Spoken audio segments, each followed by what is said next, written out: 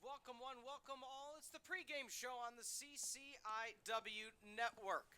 The Titans of Illinois Wesleyan, 10-6 overall, 3-2 in conference play, taking on the bitter rival, the Firebirds, 9-8 overall, 4-1 in conference play. The clouds start to roll in the distance here in Kenosha, Wisconsin, at beautiful Art Keller Field off of, once again, the chilly lakefront of Lake Michigan. Sun is setting, wind is picking up. And for once again, Chris LoBosco, Peter Ferreri here, and what could very well be the final home broadcast of the season. Chris, always a pleasure. Of course, Chris, a former player and coach in the NCAA level himself. And Chris, this is a matchup you have a lot of familiarity with. You've called Carthage games. You've called games for Illinois Wesleyan. And as we see this matchup, again, the winner will face either Elmhurst or North Central. That time and location TBD if Carthage hosts, meaning if North Central beats Elmhurst and Carthage beats Illinois Wesleyan. That will be here this weekend. If not, it will be the winner of this game on the road taking on Elmhurst this upcoming weekend as that game takes place at the same time. But thoughts on this Carthage Titans matchup before we go into the statistics? This is a big game. This is going to be. This isn't like the game that we saw earlier. This should be a close game. Both of these teams played each other extremely hard last time that they played each other. You can see in the standings they're only separated by one conference win. That's really the only difference. In fact, Wesleyan had the better out-of-conference record. They've dealt with some injuries over the season, and they still manage that 10-6 record. So I think it was flipped in the preseason.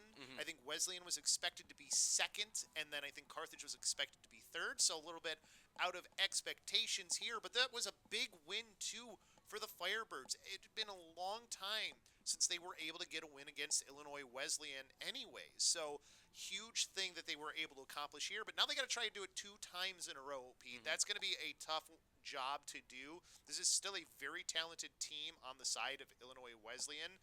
This is a team that has a chance to go toe-to-toe with Elmhurst. So does Carthage. You know, Carthage didn't lose by a ton when they played each other. So this is going to be a really tough game to get yourself into the CCIW championship.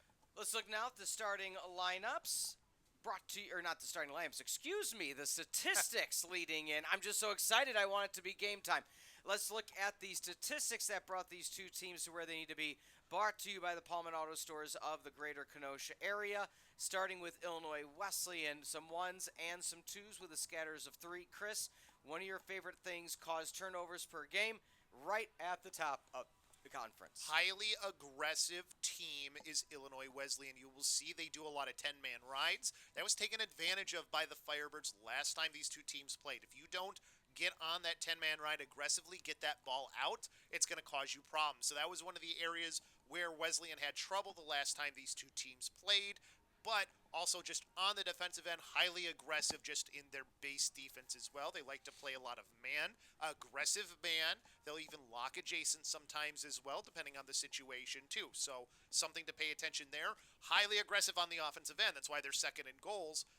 And a lot of their statistics, not a surprise from what I've seen from this team over the course of this season. On the flip side, the starting statistics for your Carthage College Firebirds. On the flip side, Chris, no number 1s on the docket anywhere, so some may say a bit of a surprise, but a plethora of 2s and 3s. They've just won the games they needed to when they needed to, and that's kind of been the MO of the squad, and that's how they were able to find where they needed to go. And they won the games that they needed to. They won the games against the teams that they were losing against. So the fact that they were able to do that is really one of the big differences as to why they are now in this hosting position as the 2 seed. They handled business against the teams that were below them, and they played tough against the competition that was supposed to be above them. And now they find themselves with a chance here. They already beat the Titans away. Now you get a chance to do it at home. Yeah. Let's look now at those players to watch here, Titans and Firebirds, before we get starting lineups, starting with the visiting Titans. And one of those players is going to be Jake Cahoon. And one of the things that was a problem last time that these two teams played was Cahoon did not have the offensive performance that we're used to seeing from him as far as the Titans are concerned. He is the second leading scorer on the team, 30 points, but more importantly, 25 goals. He is one of their primary goal scorers. He didn't have a point in that game the last time they played. That is something you can't have happen if you are the Titans and you want to win. You'll see he's not on as a quote-unquote starter because he's an offensive player, but once they win the face-off, he's one of the first guys onto the field. On the flip side, for the Carthage College Firebirds, Chris, your player to watch, oh, Henry Arnold. Henry Arnold is somebody who had a massive game the last time these two teams played. 3 goals, 1 assist, led the entire team in points, 4 points in the game. His performance is one of those ones that you like seeing, one of those younger players, maybe not at the top of your scoring, but he's one of those guys. If you can get that sort of performance out of him again, that could really be a big reason why you win this game. We'd like to see if he can do that again. That secondary players, those depth players, if they can have a good game again, that can really make a difference. Lining up for the face-off, time shall not be wasted. On the CCIW network, the Firebirds send Kian Schugel in the center circle for the face-off, and he will be going against number 3 for the Titans, Mikey Rocco out of Libertyville, the face-off specialist, and Carthage, Chris, comes away with the opening possession. And that's something big, too. Michael Rocco is a really good face-off man in this league, so the fact that they're able to get the win here, and they're going for the triple team here while the changes are coming. Understandably so. When 3 players can't take out 1, Chris, it lended itself to really favoring Illinois Wesleyan.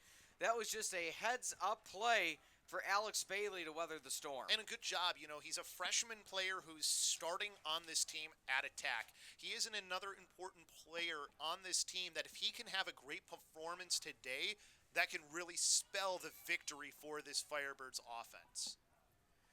Along the near side is hopping back at X, looking for an opportunity. Nothing quite there for Slattery. Slattery turns and burns as he falls. Flags fly. And are they going to say possession for the Titans? And I believe they are, or at least the penalty will be against Carthage. I was going to say, no, the penalty is going to be against the Titans. So possession, it probably would have went to the Titans if there wasn't a penalty, because it was a really good job of the goalie. And this is something that Jamison Zachary does a good job of doing, is coming out of his crease on those. Look to see what the call is here, though. Looks like a hold is what it was, so it'll just be a 30-second technical, but man up was important for the Firebirds last time, and we didn't talk about him yet, but Jake Westland, if he can get things going here early on, that's a big one as well. That's why he's at that top right now. They like to get him free in their offense. Sailing high over the crossbar, Carthage will run that one down. Chris, I think it bears mentioning as well that Carthage, one of those teams where early on hasn't necessarily, I guess you could say, favored the Birds in the sense that they have not had the opportunity to score early, and often they've had to do a lot of comeback efforts throughout the season, so I'm sure Carthage would love nothing more than to get an early lead. And that's something they did against this Titans team. So have to do that again here. They like this 3-3 is what they generally will use in their man-up offense. Well, there's no penalty necessarily listed on the clock, but we know that's not quite the circumstance at hand. Nonetheless, dodging through, turnover now, and Illinois Wesleyan and the Titans in their road blacks with white numbers and letters takes the first grounder, hits the crossbar. Oh, he looked for it all right away. Is Jake Slane out of Homewood, Illinois. Sline, excuse me. They have had, both teams have had posts, shots. Well, that one a crossbar, but a crossbar and a post. Really the difference for this game being 1-1. Some really prime opportunities that both teams have had. And this is a little uncharacteristic here of this Wesleyan team. They really slowed it down on the offensive end. Bottom left corner, striking first, Jake Cahoon out of Worthington, Ohio. Chris, you said he's the player to watch, and that's just what happened. Early score, less than 3 minutes into the game. Well, this is a team normally in the Titans that will like to try and be aggressive early on in a game. where like in their early on in their possessions, they will usually try and get something towards the net. They used a lot of patience this time, allowed for their subs to come out before they got into the flow of their offense. Jake Cahoon comes on, dodges down the alley, and scores. So this is a great start for them offensively in this one compared to last time. In the circle we go again. Last time they met, of course, it was 12-9. Illinois Wesleyan started that game, Chris, with a 4-0 first quarter of action. So Illinois Wesleyan had all the momentum. That's why we stress how Carthage is one of those teams. For some reason, the first frame doesn't go in their favor, but they then were trailing 6-1 at half. And then it was all birds, all second half, 7 in the third, 4 in the fourth. That lead 12-9 at the end of that regulation. I was thinking of the second half. The start of the second half is what I was thinking of when they had the massive explosion of offense. So they're doing a good job here, though, on the face-offs of winning them, but you can't run into pressure like that after you win it. You have to find an outlet. You have to find space.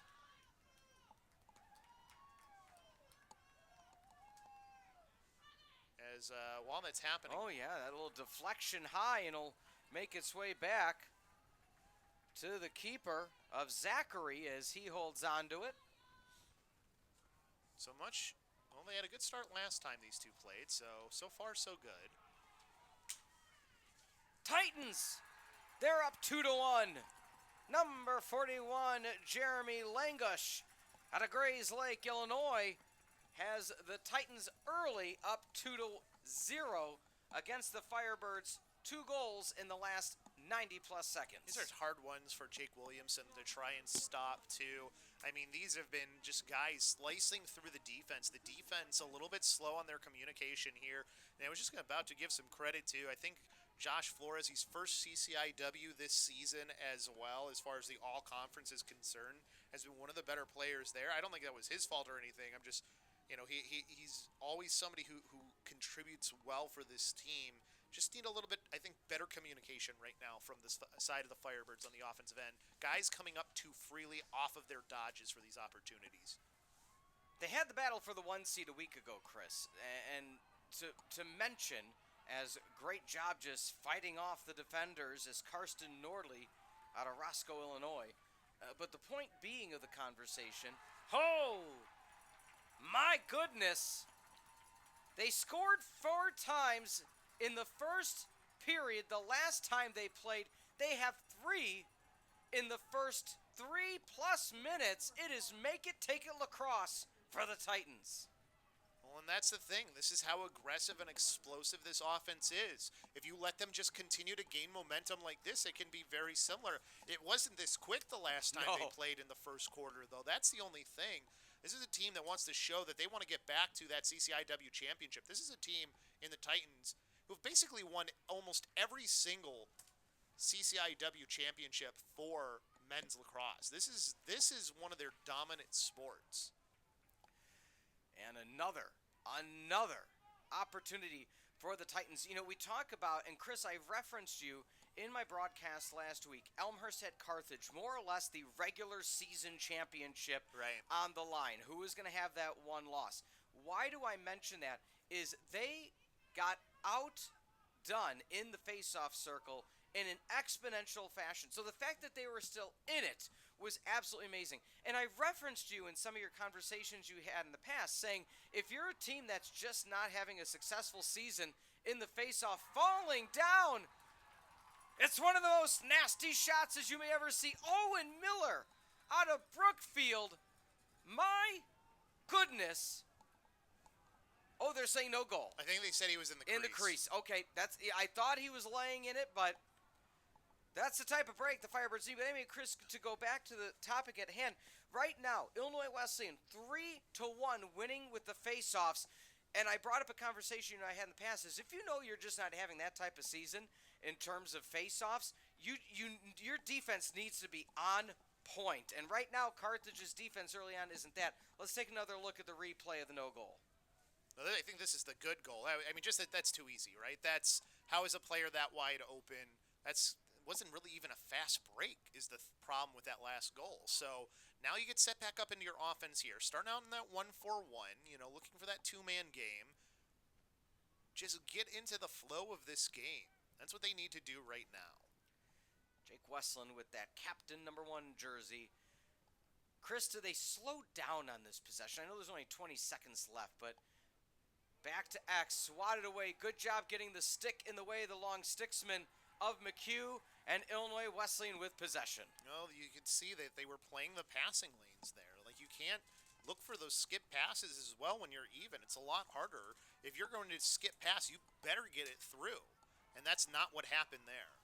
Answering right back looks to be 23 Aiden Weiss, but still up in the air it goes. On the ground, hitting the ground, trying to fight through once again are the Titans. Holding onto it this time is number 37, that being Nordley, and possession sits at 50. They've been a lot more collected on the offensive end for the Titans. Like I said before, when we were starting out, they like to go quick in their offensive sets, look for something as changes are being made. That hasn't been the case tonight. Tonight, they are taking things at a more methodical approach, still going quickly on their dodges and opportunities once they get their players out there, but not so early on when they don't have their entire offensive set of players out there. Yeah, Cahoon got really confident with that almost no-look under stick pass, underhand pass, and Carthage will get possession. But my goodness, Chris, what do you want to see for Carthage in this 82nd possession? Well, I think they worked the ball around a lot in their last set of the 1-4-1.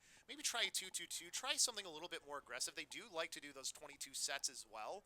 So I just want to see them maybe get a little bit more towards the net, a little more dodging here. I mean, it might have been in part because they sometimes will drop into a zone just to mess with an offense as well. So just be smart here, depending on what you're seeing defensively from this Titans team. And we know they're aggressive. Slattery, the freshman, couldn't hold on to it properly. Titans look up ahead. Great job getting a stick in the lane is Kyle Carollo. Big one from Carollo there because that turnover could have been disastrous if he doesn't step into that passing lane. Like, they're having themselves trouble just getting all their offensive players on. They've got to have that patience. Time continues to tick. 60 seconds go in this possession. Carthage just looking for anything right now. Sisney circles it around. 5-4 is the shot differential. You wouldn't know it because shots on goal 4-1. Can Carthage weather that early storm by the Titans as they did the last time they met? The Cardiac Kids are these Firebirds. In that Elmhurst game, which ended up being the difference in the regular season, Chris, they had tied it up near the end of the third, early the fourth, and Elmhurst just put on the gas after that. And you were on the broadcast for the last time these two teams met, and my goodness, what difference have you seen? I mean, it is a fired up Illinois Wesleyan squad. Well, this is a team that isn't used to losing to Carthage. I think they came out angry, and you're seeing that in here. But it's controlled anger, right? Like they are possessing the ball. They are being intelligent with how they want to attack, and they're waiting for their opportunities to create. They have some really talented players. Speaking of which, Timothy McHugh, maybe the most talented player on this team. That was a good shot from Cahoon. That's a great save from Williamson. That's a tough one with a guy with as heavy of a shot as Cahoon has. He loves when he gets those step downs like that from up top. Reset the shot clock on the far wing. Trying to match up now is defensive Rocco Paddock. One hops to the near side. Looking up ahead to no avail is Cahoon. Trying the one-handed shot. Oh, off the deflection. Is that going to count? The answer is yes. Jack Vanderkoy out of Buffalo, Minnesota.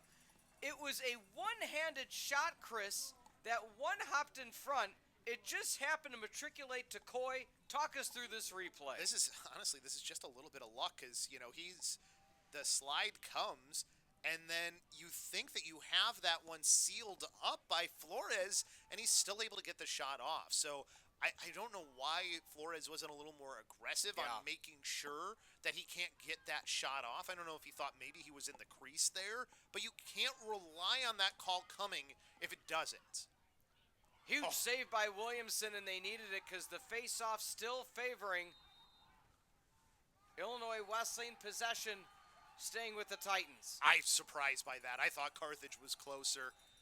And Chris, just to replicate, it's not the body but the stick. And so it seems that near-side official might have thought one of the six got closer. I might agree with you, but nonetheless, but just to kind of expound on the prior conversation, it's now 4-1 the face-off differential. Another grounder, Williamson able to make the stop. But if you aren't having that good of a season with face-offs, which, let's be honest, Carthage hasn't, they've still been able to come away with wins with staunch defense and efficient scoring. Well, and I think Jake Williamson is one of the differences as well, and he was last time too, so he's making a difference. You can't have that on the clear. Can't have Flores running into trouble there. Smart guy. You don't see him do that often. The one-touch, Mitch Breza out of Victoria, Minnesota, coming away with the goal. How about this party? My goodness. And a long stick player at that as well. Just being aggressive. Again, this is the MO of the Titans. Aggressive, aggressive, aggressive. They will be aggressive on the clears. It's exactly what they were there too. Flores in the middle of the field running into trouble. You don't like to see that either. Somebody has to pop open for him though as well. When you've got that 6-foot pole, you can't be expected to just continually make your way around everyone. And I'm not saying that Josh Flores doesn't have the ability to do that. He absolutely does, but you cannot rely on that as well. Again, we mentioned it earlier. He's first team all defense for the CCIW. Chris, I think it bears mentioning as well. That is the first goal of the season for Mitch Breza. He only has, my apologies, that is not only his first goal, that is his first shot on the season, and it just so happens to be in the CCIW semifinals. Wow. Big time to do it. I mean, deep holes don't often get those opportunities, but when you're aggressive on the clear and on your ride, that's what can create chances like that. Chris, while we have a moment, let's thank our friends at the Doctors of Physical Therapy. Get back to your best. Doctors of Physical Therapy offer personalized care for musculoskeletal health with the motto, get better, faster. They help you recover safely. Visit doctorsofphysicaltherapy.com to find a location near you. Chris, I knew this was going to be a close one. I knew there might be a lot of goals. I'm not going to lie to you. I did not think we'd see this early, a 5-0 lead for the Titans. Not to take anything away from what they've done, but Carthage not having an answer in any aspect of the game right now. Well, and the 4-0 lead that they had over the first quarter the last time these two teams played was over the entirety of that quarter. It wasn't with 4.5 minutes left, and they've got one extra goal. So I think for Carthage here, you've got to try and weather the storm. You need to get something on the offensive end. Yeah, you were able to win after going down into a 4-0 hole last time, but don't let it get to a larger lead than what it already is. Another long stick spin coming away with it, number 35, Nick Donahue. The Titans once again an opportunity. Also a quick out-of-town scoreboard update, Chris. North Central leading over Elmhurst, 3-2 in the first. You know, this is a North Central team that did upset this, or almost upset this Illinois Wesleyan team. Top shelf Williamson couldn't get the stick where it needed to go. He is chirping at his defensive team right now, Chris. It is all Titans all day, 6-0. We are not even 11 minutes into this game. Well, I think he right now is very justified in that. I think he's had a great first quarter. I know he's given up 6 goals, but some of the saves he's made have been incredible, but there's too many Dodgers. They're just coming wide open. The slides are too late right now. They need to be quicker to the ball carrier. I mean, a lot of these have just been off an initial dodge. They're not even just finding a guy. Not to mention, number 4, Vanderkoy. He only has 6 goals on the season, 2 today. Take another look at the replay. I mean, again, Yeah, nobody there. yeah. You can't get 5 feet away from the goalie with nobody in front of you. We spoke about that, and not to continually reference the earlier game today, but we spoke it. That was one of the strengths of the women's game for Carthage College, was you take away the player who has the ball first, make them make the pass. Carthage now trailing 6-0 against the Titans as Illinois Wesleyan is firmly holding their way to try to get to the championship game. Long way to go. Again, we saw the resolve that the Firebirds had the last time they met. That one off the top, a save, and the Titans an opportunity to make it 7. And the angle was cut off. I mean, that's another shot where you don't have an angle to get it into the goal. Coming in, the quick snap. Why not another one? Vander Koy, the hat trick. This young man had 6 goals this season. A hat trick today. And he's been a beneficiary of being in the right place at the right time. I mean, it's not hard to score in lacrosse if you're wide open. It really isn't. Yeah. So he is just following the standard things you were supposed to do on a 4-on-3 fast break. As that last guy, the lefty on the near side, that generally is the person who ends up being open the most. He's been a beneficiary of that already multiple times in this game. On the ground it goes, trying to come away with the face-off. Another possession for the Titans. Chris, split screen with the most recent goal.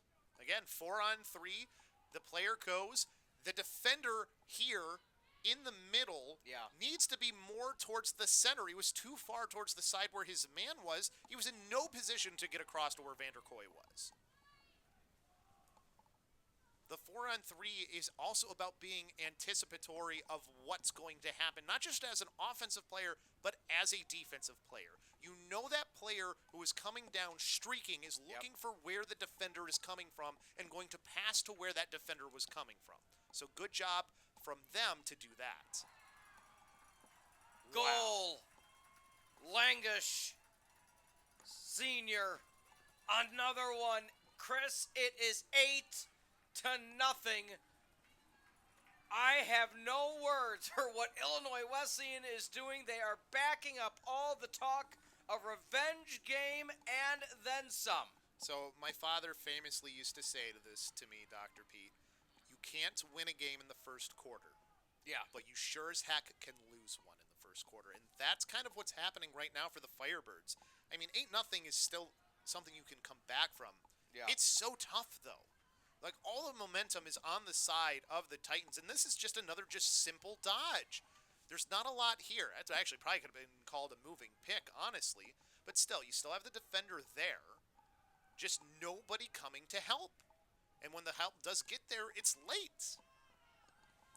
The possessions, 7-2, the differential in the faceoffs, Chris. Illinois Wesleyan defining make it, take it lacrosse. Carthage has a possession. I'm not saying they need a goal here, Chris, but they need to milk some of this clock, and they need to get a clean look. Well, now 10-man ride, and Williamson was there this time, though. We did see that was something that the Firebirds scored, I think, twice during the 10-man ride. And already back to the Titans. I mean, when the goalie has the ball for that long. I mean, the confidence is oozing out of the black and white kits right now. And we have a penalty on the far side. That was off ball, Chris, so didn't necessarily see where the contact was. Yeah, I didn't see it either. I was kind of looking on ball at that moment. Yeah, but it might be a circumstance where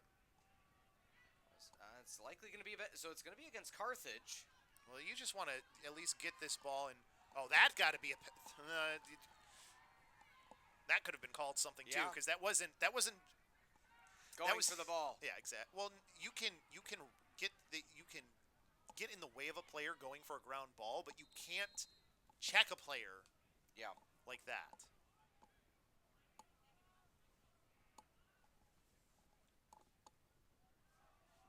.35 ticks to go in the first. And so they called the offsides. Okay.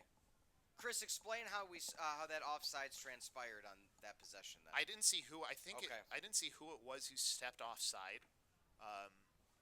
I mean, earlier on, Alex Bailey kind of fell onto the wrong side of the sideline or midline in an earlier possession. I think it was just something similar to that. Yeah, I didn't see Paddock specifically, but he's the one who goes in the box. Well, now, with 50 ticks to go in the play clock, you just use this time up as much as you want.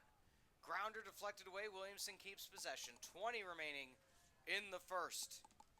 You'll get a little bit of time here. Matriculating around, Williamson knocks it away. Looking for the touch and go. 10, 9, 8.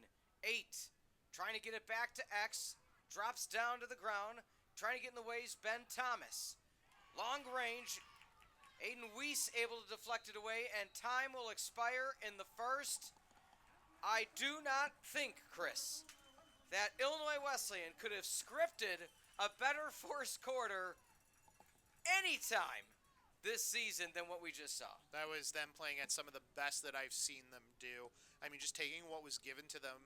But I think also when you look at it from the side of the Firebirds, I think they were very uncharacteristic in a lot of those goals they gave up. I mean, they've got a pretty senior-heavy defense. Yeah. Seeing them so late on a lot of the opportunities on their slides is a little bit of a surprise to see. Because that was, I mean, being a little bit late is one thing, but being Fair. so late where the guy is just wide open is completely different. We'll take a very quick timeout when we come back. Quarter number 2, it's all Titans all day on the CCIW network.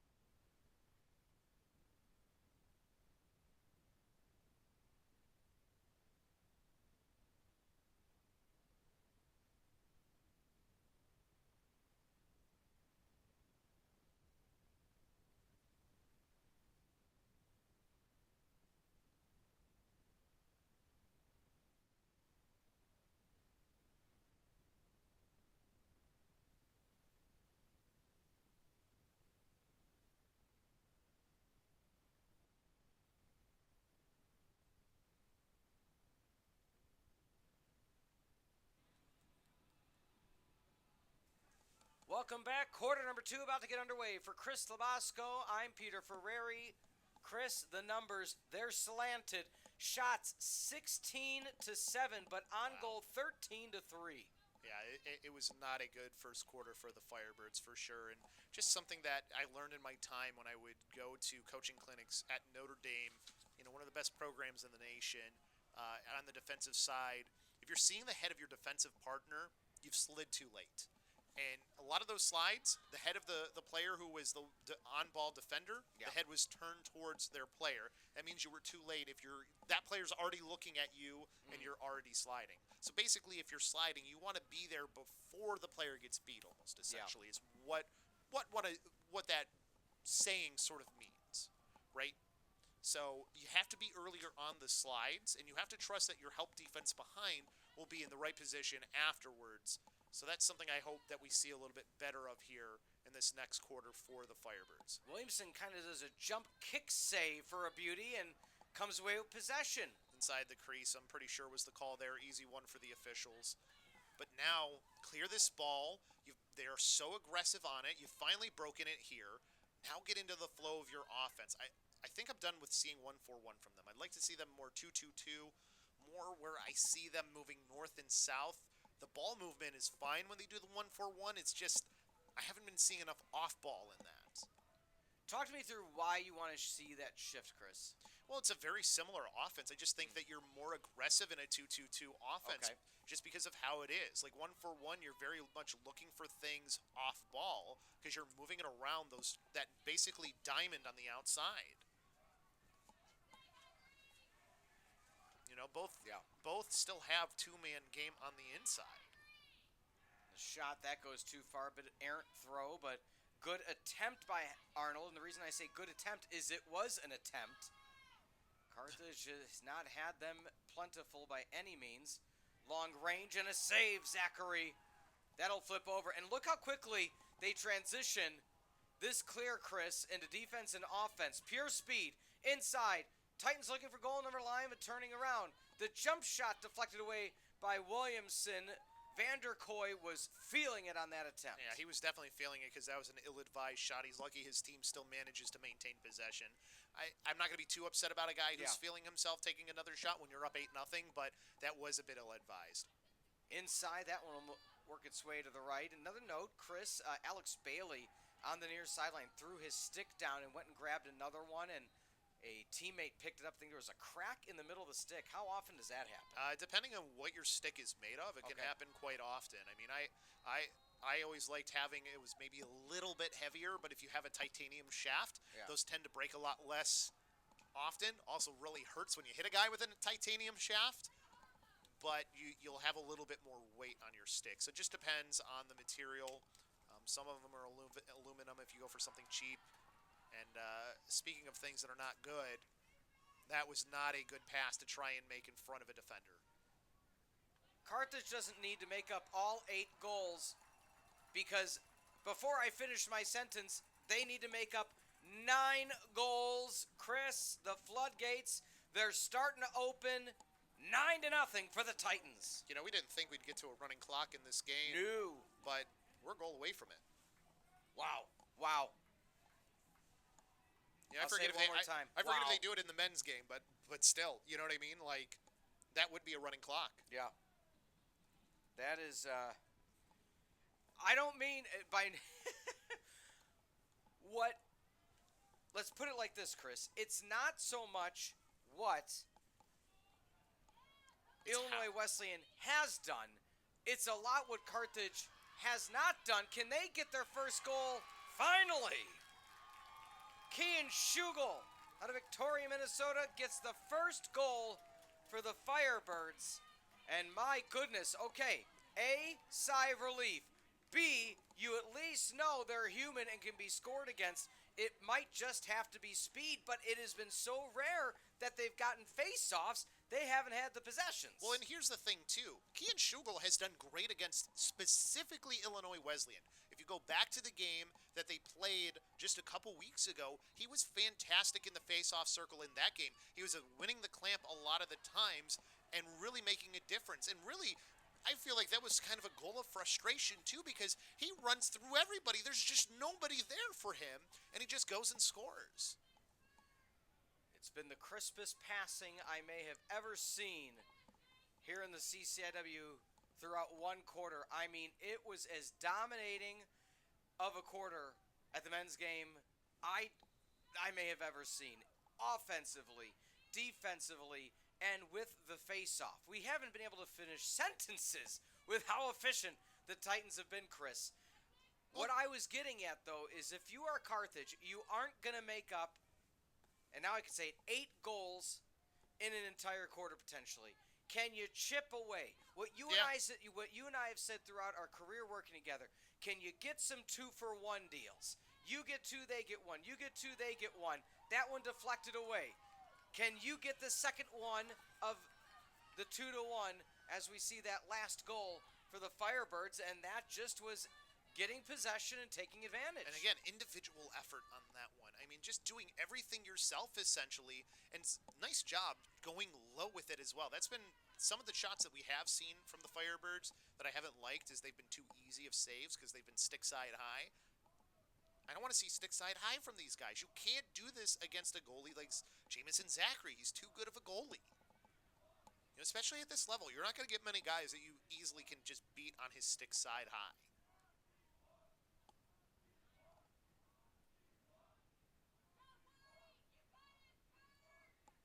Turning off to the left flank. Nowhere to go, but passing near side to Sawicki. Let's see what he can set up. Soft screen doesn't go with it. Goes away from Cullen. Staunch defense by the Titans. Carthage looks for the grab and go. 1, 2, 3 steps in and grounders. Kyle Carollo And Chris, a unique situation. A defender was there, but peeled off to take somebody else. Lacrosse 101. Take the guy with the ball. Well, and again, too, that was something that we saw that was happening on the defensive side for the Firebirds. Yeah. Where's the slide? Where's the Yes. slide on the guy dodging? You can't just allow these guys to come up so freely. Good. You got to give a lot of credit, too, to Carollo, though. It's somebody getting something going. Yeah. It's crazy. It's the young guys right now for this Firebirds team being the ones stepping up. You'd think it'd be like a guy like Jake Wesleyan, who really has been silent today. Yeah. So we talk about the 2-for-1 deals. That's just what we had. It was 8-0, 2-1 run now. It's the slightest of runs, but it's something. Let's look at the replay now of what the Firebirds did to get that goal. So we look at the box and go, and the slide goes away. Again, quick mental lapse for the Titans. Well, and he's trying to follow the player, and that's what you're supposed to do on a dodge if you're playing. So that was more of a 2-3-1 that we were seeing. Where if you're the guy in the middle, when the guy who's coming to dodge, you're supposed to clear out. That's what he did. And the defender is supposed to stay home and then slide. And then whoever is the guy who was beat is supposed to take the man who is the one clearing. So just not a good rotation defensively from the Titans that time. So if the 2-3-1 is where you're seeing some success, seeing those dodges from up top, which is something that they did last time as well. They had a lot of success dodging up high. Once again, the setup far side back to X. Looking for somebody inside. Decide set back up at the point. Colin McClure haven't said his name much today. Who from the Birds can fly high? The other thing, too, they had a lot of, side dodges that made a difference. And again, it wasn't stick side, but it was still high to high. Yeah.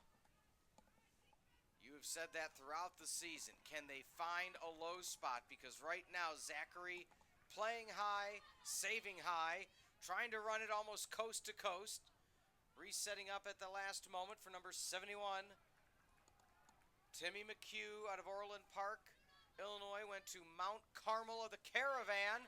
Point blank save, the deflection right back to number 22.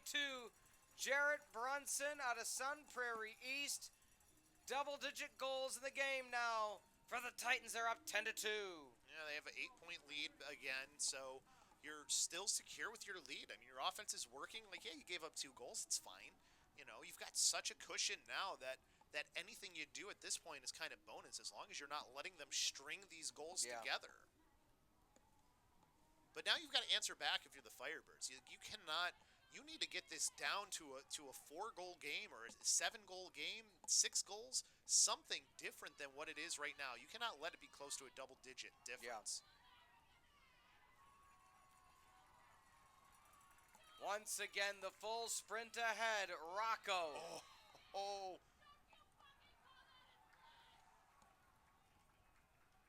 It is a 10-2 lead. 7:53. There are players getting chirpy along the middle, Chris. With this timeout, it is Sline for the Titans amongst 4 Firebirds. Chris, talk us through what you saw as you quickly turned down the crowd mic. Understandably so. Here's the thing, too, is I'm watching as the fast break is happening, and I'm like, oh, that's a great stick check to free that up. But we'll take a look here first at the replay of, just again, 4-on-3. Good save to stop that. And then he just gets his own rebound. That's a lot of luck that it comes right back to him, too. You make a save like that, you don't think you're going to give up another quick opportunity like that. But as far as that fast break is concerned, I wanted to see, were they calling a penalty there? As I thought I saw a flag. Well, they might have done it and picked it up in short order because there's clearly not one on the field now. Well, and they never signaled anything either. So that's what I was trying to tell, because on the initial face-off here, I thought it was a great job of, I didn't see who it was who was on the back check, but normally you go stick side. He went actually on the other side to try and check that. So we'll get to watch it back here. But again, he did go stick side, but he got the stick, so I didn't think there was a problem there with it. I guess they called timeout. I guess that's what it was. So it was timeout Titans before that happened. I guess Coach Iannucci saw that coming and called the timeout before. So heads-up play by Coach Iannucci. Yeah. Assisted by Ike Eastburn and Javon Jameson. Also give a brief scoreboard update on the women's side in case people wanted to see what the potential can be for the championship. Carroll with a resounding 18-1 lead against Illinois Wesleyan, so that's shaping up to be a rematch from this past Saturday. Carthage at Carroll for the CCIW championship, and that will be a barred murder. Chance for revenge for the Firebirds in that one. I think they're going to be, obviously you want the easiest path available, but I don't think, sometimes you want that revenge. Yeah. Especially when you consider an NCAA tournament bid is on the line in that game. I mean, right now, Wesleyan's just taking their time. They've got such a big lead, they can just work the regular flow of their offense. For your out-of-town men's scoreboard update, Elmhurst has now flipped the script. They are up 7-3 with 6 minutes to go in the second, so that is a 5-0 run for the Blue Jays over North Central. Yard sale on the defensive side, Chris. Rare it's happened. Things getting a bit chippy here in Kenosha. I'm a little surprised that you drop your stick there with what you were trying to do. I guess he's lucky that he wasn't called for anything, though. I guess he did make the contact with the stick as well, even though he dropped it. But generally, I mean, that's kind of like, it's not really throwing the stick at the guy, but if you make a stick check and you let go of the stick, that can be called wild. Williamson, not sure if he made contact, but flies high. Because you're supposed to maintain control with a stick check, right? Yeah. If you lose the stick, did you maintain control? Yeah, I would say no. Right. So that's normally something happens out of that, but either way, I mean, they were able to get the ball back. So you got to give credit right now to the aggressiveness of the Titans. 8-0 at the end of one. If you look just at quarter number 2, 2-2, so it's an evenly matched second. However, possessions aplenty still for Illinois Wesleyan. And Wesleyan, I mean, it was another stick side high one, but there was a lot on that one. Sometimes those can be really tough with how much the player on the Titans got on it, but you still give Williamson credit on the save. Chris, you've seen plenty of both of these teams this season. What makes the Titans so good that you've seen flashes of this season, which has allowed them now to be in the driver's seat, up by 8 with 5.5 to go? They play with aggression, and they don't stop, and they are so committed to their style of play. They are unrelenting. It was very much a game where they did that last time these two teams played, but it wasn't as effective. It also wasn't as controlled, right? Because even though you're being unrelenting, you're being aggressive, you still have to have control with it as well. And honestly, on the offensive side, they've been far more patient than they normally are. Normally, while they're making changes, they're running plays. They're running their offense still, even while that time is happening. They haven't been that today.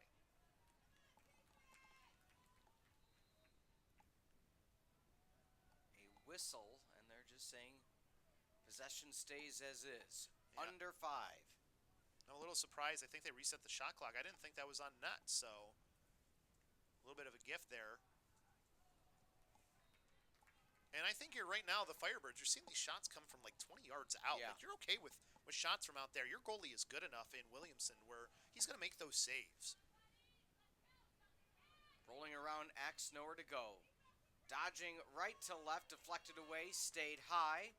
Not ideal for Dredska, but once again, Titans maintain possession. And Chris, it's all these second, third, sometimes fourth opportunities on the possessions is just adding up, and it's no doubt why the lead is 10-2.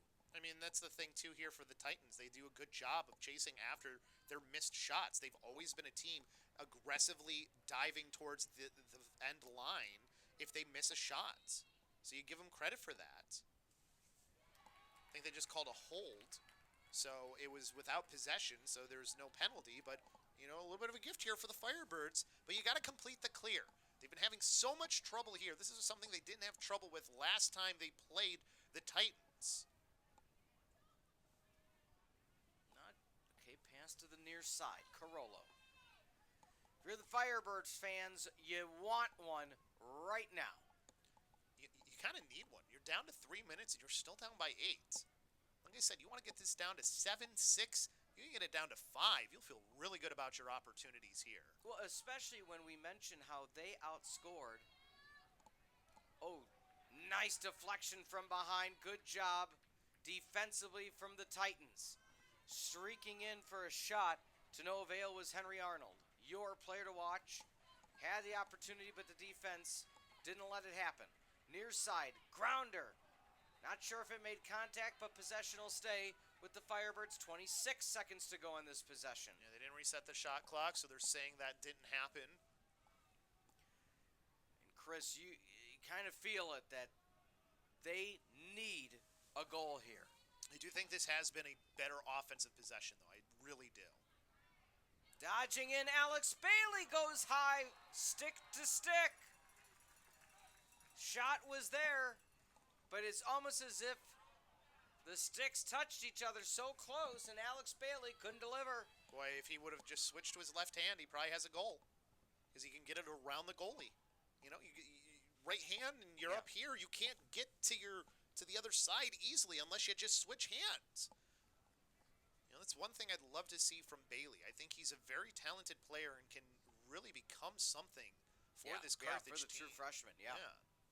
He's got to do those other things that'll really take his game to the next level. Looking far side, spinning around, nowhere to go. Retreating back to X, under 2 minutes to go until halftime. It has been all Illinois Wesleyan. The passing has been just absolutely elite, Chris, for the Titans so far. They see where they want to go. Does it matriculate in? The answer is yes. The crisp pass back from X. Titans up 11-2. Biggest lead of the evening at 9. Well, Vanderkooy's a big guy. Yeah.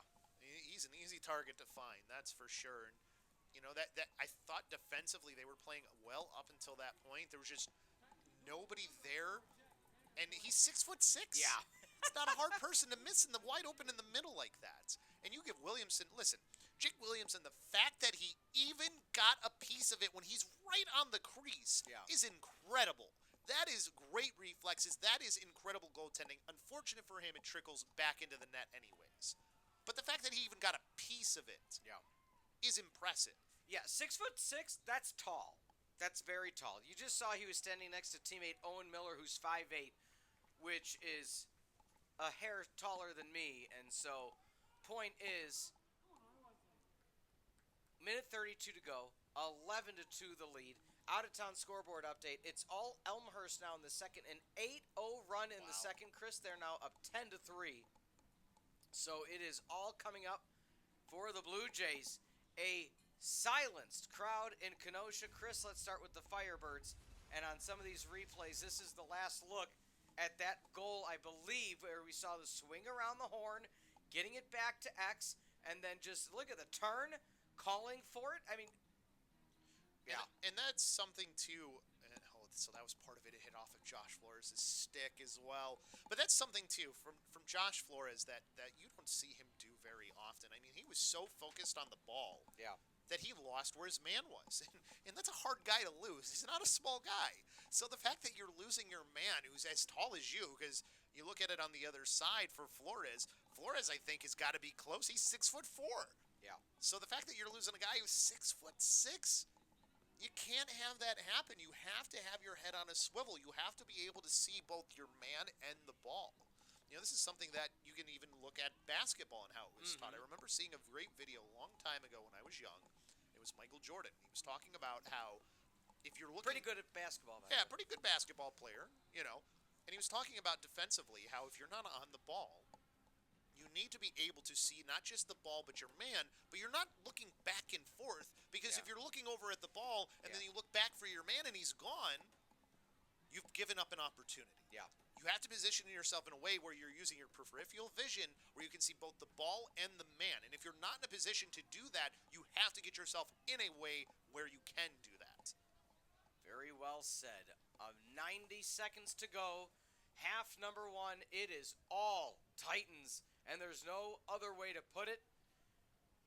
Just as you felt in the slightest way when Carthage went on that little 2-1 run. Okay, maybe they're starting to find their way back into this one, because they did so the last time these two teams met, scoring 7 in the third. But this climb is as uphill as you can get without being completely shut out, especially with the Titans. 38 seconds to go in the shot clock, as you can see.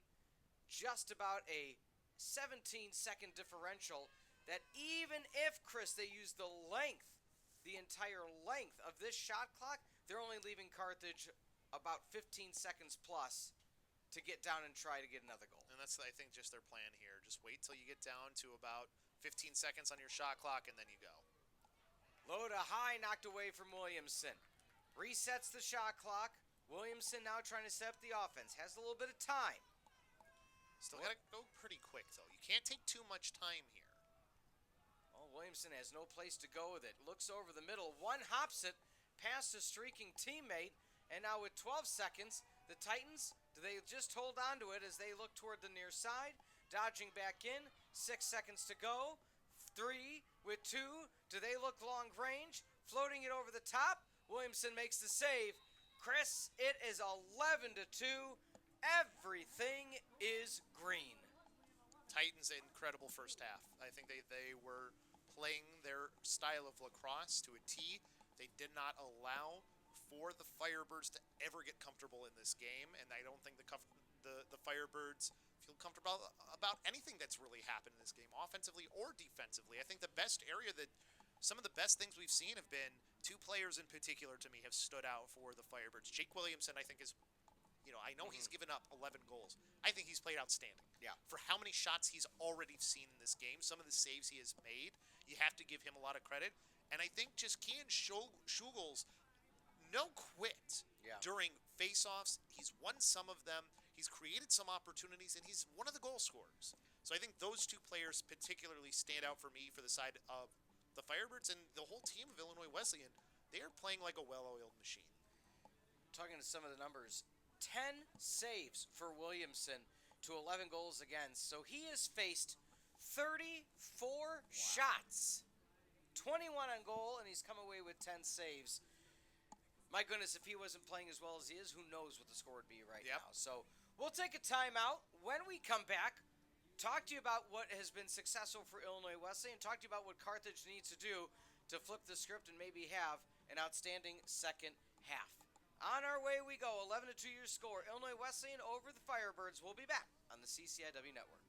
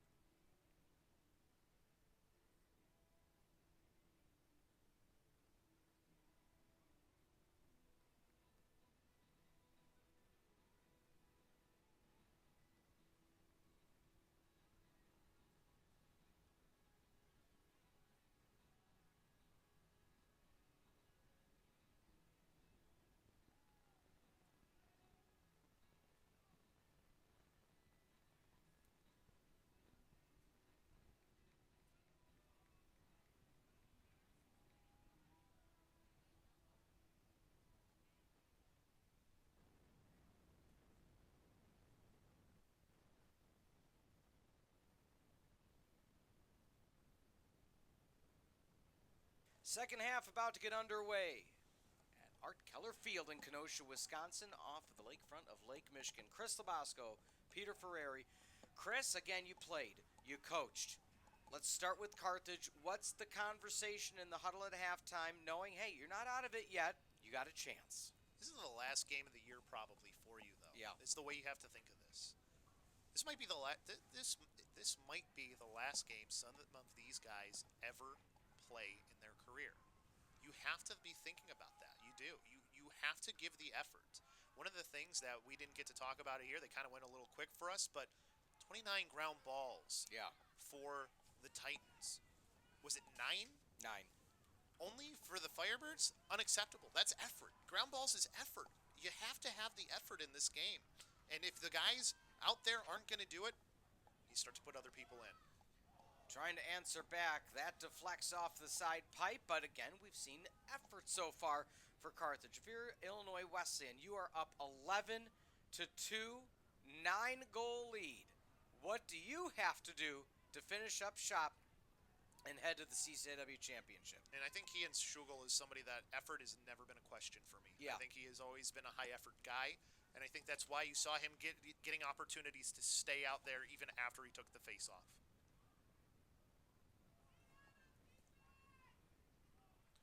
Carthage down to potentially their final 30 minutes of the season. And something else to point out, and we didn't mention it earlier, I did see Jake Westland on the sideline, and he had his helmet off, and I think he has a coat on now. So I think Jake Westland's night might be done. Yep. So something to keep an eye on for sure. Good observation, Chris. You know, you talked about him wearing that number 1, that C on his jersey. So if that's the case, it's unfortunate for him. But I don't even. Yeah, I think that might be him in a coat right now, but I can't tell, obviously, from where I am. Yeah, very likely could be. He's battled some injuries this season. You talk about all CCIW players, at least for Carthage to start. First team, Henry Arnold. First team, Josh Flores. Shot off to the side it goes. First team, Jake Westland. Second team, Ben Thomas. Second team, Sawicki. Second team, Paddock. Second team, Mo Broughton. That is a name we have not said today. And then the Respect Award, Williamson. But a great job by Carthage, weathering the storm in that possession, Chris, and allowing for time to expire. We have rarely seen that today. Yeah, it's a good first start here. You have that defensive effort to start things off. And that's another thing, too. If this is potentially the last game for Jake Westland and he ends up going out with an injury, try and do this one for Jake. At least get this back to a respectable score. Westland was in the starting lineup of the game. That could be a big point. We didn't really catch as the game was progressing, Chris. It was such a fervent effort by Illinois Wesleyan on the offensive side. Weston's not usually the guy doing the face-offs, and there was such a limited amount of possessions. It's something that went unnoticed. It was something I saw in the first half, and unfortunately, there was just never the time to bring it up. Because I saw him with his helmet off, and I just made note of it, and now, again, just not even seeing. But I think it's because he's there, but he has a coat on, so. Spinning around, looking for some place to go, any place to go. It just takes one to lead into another. Easier said than done right now. Alex Moore standing up defensively. There's the fake slide defensively for Mo Broughton. As mentioned, one of the top players in the conference. They've been doing a better job of locking off that player on the crease, too. Just wanted to point that out. On the ground it goes. Moore trying to fight away from it. Moore comes away with possession. Caused turnover by the Firebirds. All right, so the defense has stepped up their game here to start the second half. Need that now on the offensive end. They still haven't been getting anything on the offensive side. Stretching down we go. Doing a little bit better of a job clearing here as well. Want to point that out too, because that was another struggle that they had. Oh, you can't over and back it. That's exactly what happened. Numbers, Titans, pass, crease, Grounder, goal! Timmy McHugh wants more. The former Caravan member carries along. 12-2, they've been doubled up. You know, Timothy McHugh in this game hasn't had to be the player that he normally is for this team, carrying the offensive load. But he's scoring when he gets his opportunities still. Yeah. I don't want to say unbelievable, but my goodness, my friend Chris, is this as unexpected as you may say of an effort? It's just the passing isn't crisp enough. The shooting, the defense, the face-offs, it is all Illinois Wesleyan. I've said that ad nauseum, I feel, today. But there's no other way to put it. The Titans are outplaying Carthage in all aspects of the game. And you have turnovers that lead to fast breaks. I mean, you can't expect to stop all of those. If you get a couple of those, you're happy. But you've also given up too many fast breaks because of how poorly you've handled the ball.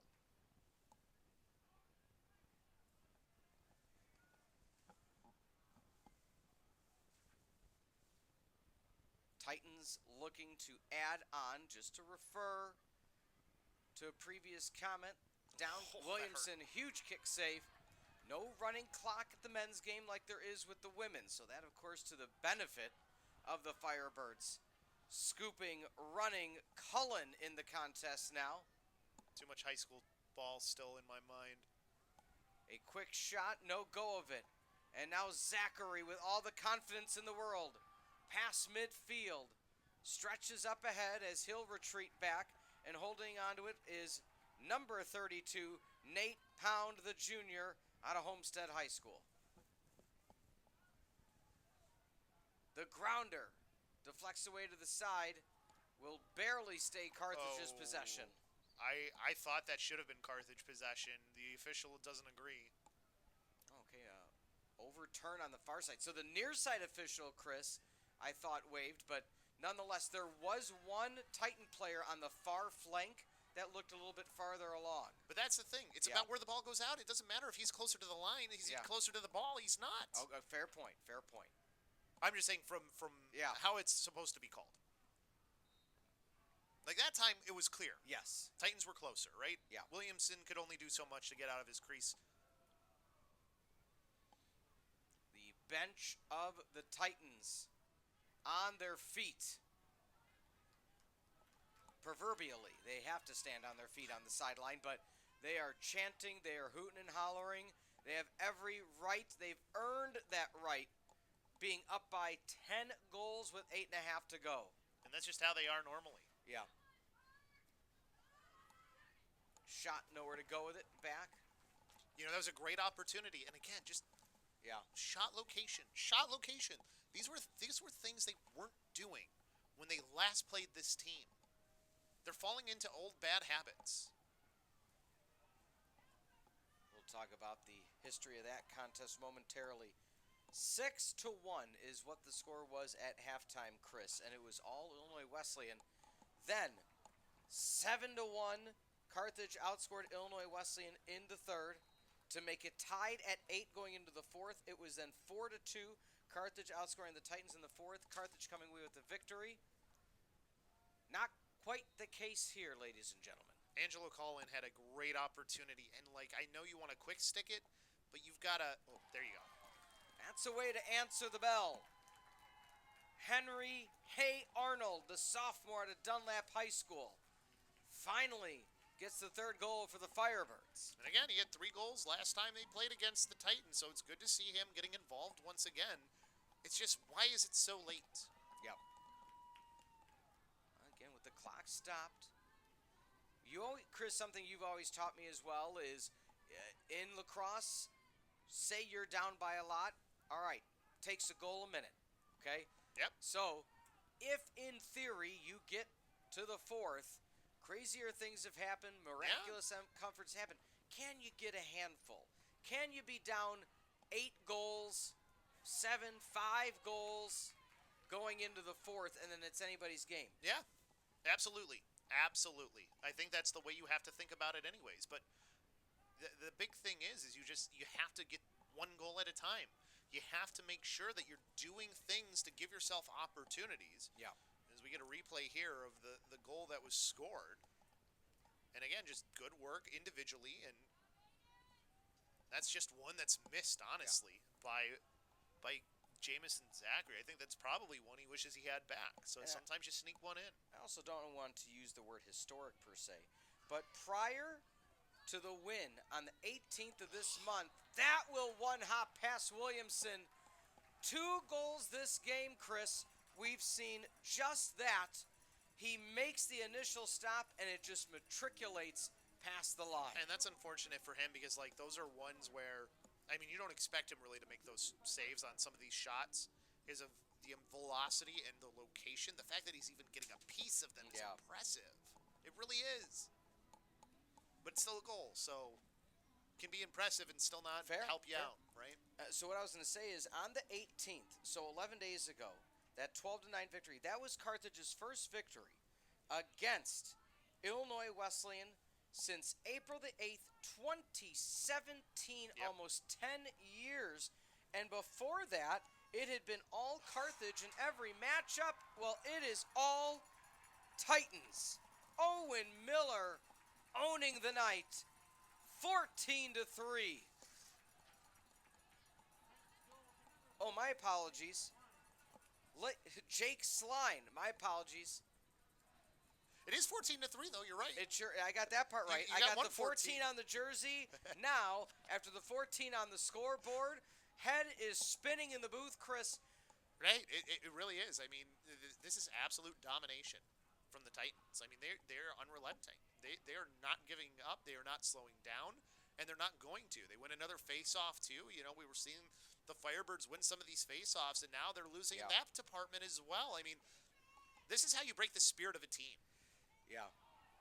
And now you just see aggressive play, stick play, choppiness, chippiness, and now he's just holding on to it. Now they're just toying with the emotions, and again, they've earned that being up 14-3 after we saw that replay. Talk about some of the best players in the conference. A trio of seniors for Illinois Wesleyan came away with all-conference honors. Billy McHugh, Karsten Nordley, Noah Dreska, and then junior Timmy McHugh named first-team All-CCIW. Mikey Rocco represented on the second team, and Sam Scott was the IWU's recipient of the CCIW Respect Award out of Worthington, Ohio. Possession stays with Illinois Wesleyan. Now, Chris, I understand there's 26 minutes left in this contest. I have not seen the signs, however, minus a slim time in the second period where they were on that 2-1 run, that I've seen Carthage been able to match the tenacity and the focus of the Titans. And this is why the Titans have won this conference so many years in a row. Even though they had a down regular season, as far as the conference is concerned, they still were at 10-16. Yeah. So you can never think that you have this team until you beat them. Well, and their 2 conference losses were 2 out of their last 3 games, losing to Carthage 12-9, then losing to Elmhurst 16-12. The only reason I say that is you could say to yourself, wow, we lost 2 of the last 3 games against the 1 and 2 seed. However, you know you have the skill set that neither of those were blowouts. And for all intents and purposes, another huge save by Williamson. We are at that verbiage of blowout stage right now, 14-3. And this is where I would like to, I know you're down by a lot, but sometimes you can call a timeout to help your team. You lose a possession here. Yeah. You're already down by a lot. This is somewhere where I think it would have been better. Just take the timeout. Give your guys a chance to get set up on offense. The grounder, that one pushed to the near side. For the out-of-town update, Elmhurst up over North Central 15-3. So these 2 games have almost been in lockstep in their scoring. That's impressive. That's crazy that it's kind of happening that way. But, I mean, that's one thing I'm going to give credit to Coach Zach Iannucci about. I mean, he used his 2 timeouts in the first half that he had. Mm-hmm. You don't get to keep them. So yeah. you Can't might as take it with you. might as well take him to save a possession for your team, and that's what he did. Even though his team was up, he did that. Not even down, his team was up, and he still did that. The X pass back in front of the crease. Nate Pound delivers another crushing blow, and the Illinois Titans, Chris, might as well say it, the route is close to being on. Like I said, there's high school level. This clock would be running at this point already. So this is a route. This is absolutely a route with how they are playing. They're not letting up, and I wouldn't let up either. You're trying to get ready because you want to get revenge against Elmhurst. This was step one of the revenge tour for the Titans. Was you get the win here against Carthage, and you were pretty sure that it's going to be Elmhurst going to be, and now it's almost but a thing now. By the way, it's 15-3 there now too. Yeah. They just scored around the same time as each other. That's crazy. Well, and to think, if you look at what Carthage has done this season, they ended, of course, with a win, 11-6. They lost last week against Elmhurst, 17-9. That was a 9-8 game, Chris, as we talk about the replay. So we were looking at the goal scorer there, and that's just another case of defenders not taking the most dangerous guys. So the ball was going to the right side, so obviously the player on the right side of the crease is the most dangerous other than the ball. That player was covered, but then nobody was covering the other guy on the crease on the backside. So your player Here's another look at it. Talk us through it, Chris. So basically, you're seeing here, they're doing. We've already talked about some of the two-man game and having multiple guys on the crease, right? So in the set that they're in right now, this is essentially a 1-4-1. So two players on the crease. I know they're not by the crease, but that's essentially their role here in the way the offense is set up. So as the ball rotates down to the X position, look at what's going to happen here. So you're going to have somebody. I actually think they might even be playing zone here right now for the Titans. So that means somebody needs to be making sure that overloaded area in the middle. And I think it's probably supposed to be Jake Flores is supposed to be down on 32, but in a position to play number 41. So Flores needs to be more towards the crease because where's another player in his area for him to actually be on? There's no one else. 41 is so far out. You're okay with the shot there. Yeah. You need to position yourself on 32 with a way that you can get out to 41, and that's not how he was positioned. I know he's an all-CCIW player, but you have to point out when things aren't going right, and that's one of those things. And maybe they don't play as much zone as well as a team, so maybe that's not something they're used to. But you have to point out the problems when they're there. Yeah. Because that is not something that they're doing special on the side of the Titans. Okay, got it. No, that makes a lot more sense. That's why next year, folks, we're already toying around with the idea of, the in-cam, in-studio camera. So, Chris, that he just gave me the explanation. You can follow along with get the telestrator out, and right? there has been conversations about a telestrator as well. So we'll see what is incorporated. Carthage always adding fun things into the broadcast as the turn and burn, and AB Alex Bailey able to answer back, and albeit could be too late with 3:33 to go in the third, or as your friend likes to say, John Weideman, tree in a turd, or is that Doc Emmerich? Who was it? That was Pat Foley. That was Pat Foley. Sorry, my Pat apologies. Foley. You're right. Yeah. It was because I went with the third option. So third option, tree in a turd. Jokes aside, Chris, who knows? Carthage gets two more. Let's just say they're down 15-6. Crazier things have happened. The challenge, though, is they have not have a favorable night in the face-off. Here's the problem, though, with that. Yeah. And normally I would agree with you, but when I look at the body language of this Firebirds team, Fair. This is a broken-spirited team right Yeah. now. It really is. And I give Alex Bailey credit on that. That was a great goal. It was a good dodge from X. We get to watch the replay here now. He gets around the defender on him, lowers his shoulder in. He's a big guy, even though he's a freshman, and there's no help defense there. Takes advantage, takes a quick shot. Yeah, went short side, too. Yes, but he went low, though. It's still a hard save. So I like what they did there. Is practicing that high-to-low shot, is that just rep after rep after rep, Chris? I mean, it shouldn't be. I mean, high-to-low is just, I don't know, for me it was always natural. So I'm always surprised to see so many guys go high to high. I don't know what it is about the high shot that guys like to do high to high, but it should just be natural. You're naturally going from high. You're coming down whenever you're shooting anyways, so you would think that it should be pretty natural and easy to go low. Well, not to say this game is exactly in lockstep with the other game to determine the championship. But no goal was scored. However, that was by Elmhurst, so they're up 16-3. So 19 goals scored total between the two. Let's see if Carthage can muster up with 2:20 to go. Well, you still can. You may look like a team with a broken spirit, but another goal or two, and you can lift the spirits of those players. The X passing has been beyond successful for the Titans. Can Carthage show similarities? Well, they're playing man here is one of the differences as well, though. So that's over and back. So even if Yeah. it doesn't matter if you touch the ball or not, as a Firebird there, you were losing the ball. You can't miss those passes from down low back up high, because that's where you're going to create opportunities, right? When the defense sinks like that, they have to then come back out onto those players up top. So you can sometimes take advantage of that, but you need to catch the pass. And I don't know, that might have been off the helmet of Williamson there. That was tough to tell. I didn't see where the ball left the stick. With how it bounced, though, Yeah. unless it was off the side of the stick or something, I think that might have been his helmet. Coming away with it. Defensively making a run is Flores. Probably should have been a penalty there as well, as that guy kind of swang wildly, and I didn't see him hit stick at all. I think he hit arm or the back. It's almost at that point where the officials, the old adage, letting him play. You gotta call the game properly, fair. though, Yeah. too. And, Yeah. and that's the thing, too, that, a guy slashes. Yeah.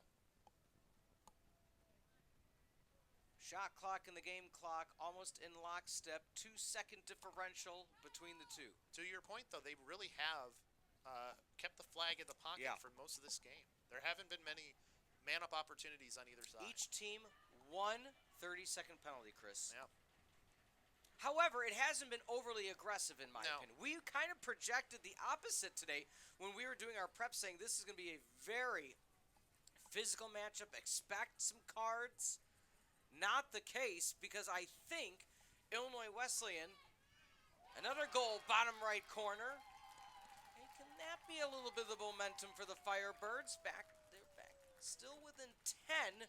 Can they get one more, maybe? Can they get a face-off with 17 seconds? Schugel will have to win this cleanly, and he's done it a couple times. If you get that, maybe you can get it down to within 9, but again, that's 9 goals that you're going to need in one quarter. Yeah. Not saying you can't do it, but boy, is it difficult. Yeah.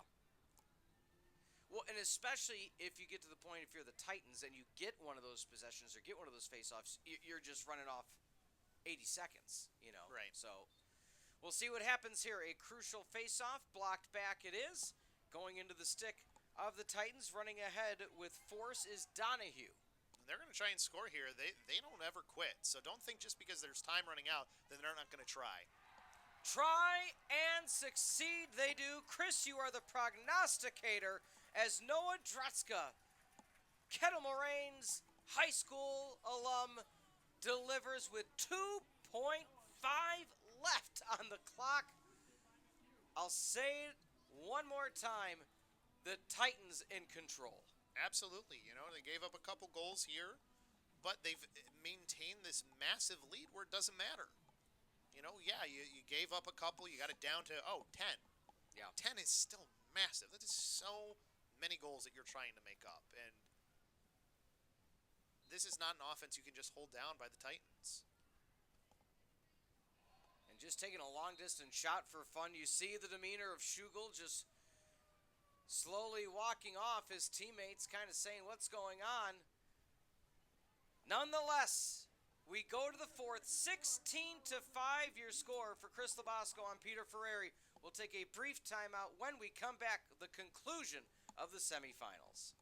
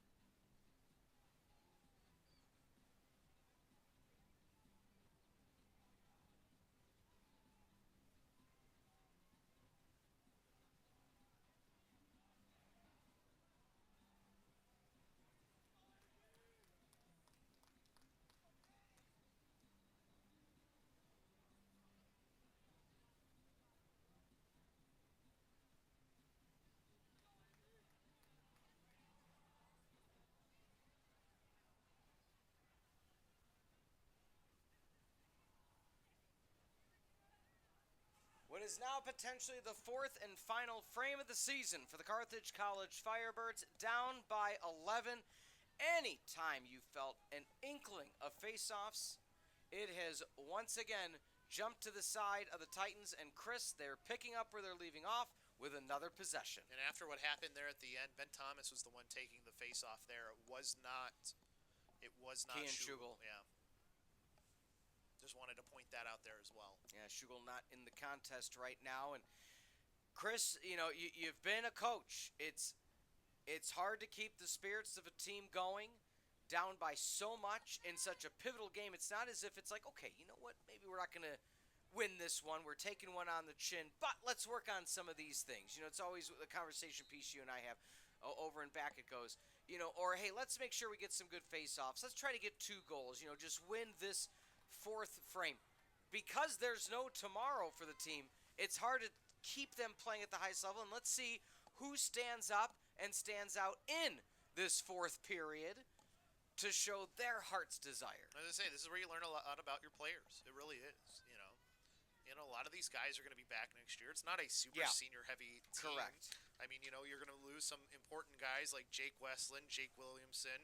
You're losing, I think, Mo Bratton as well. Yep. So you are losing some important guys. Flores is another one, too. I think that's most of the seniors, though. I mean, this is still a pretty young team, so. Yeah, Slattery, a freshman. You mentioned some of the players that Paddock, a junior.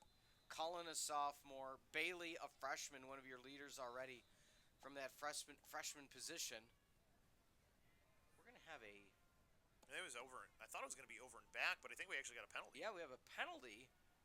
30-second technical. I didn't see who it was on. And we'll wait for that to come in. The last time these two teams faced each other, just about 11 days ago, Carthage did lose the face-off battle 15-6. How about this, Chris? Including in the fourth, where they were so successful in the goals, it was 6-0. Titans outdid the Firebirds. Ground balls also favored Illinois Wesleyan 52-45. Carthage 1 for 5 on their extra man opportunities. It was just a outshot situation where Carthage outshot Illinois Wesleyan 50-30.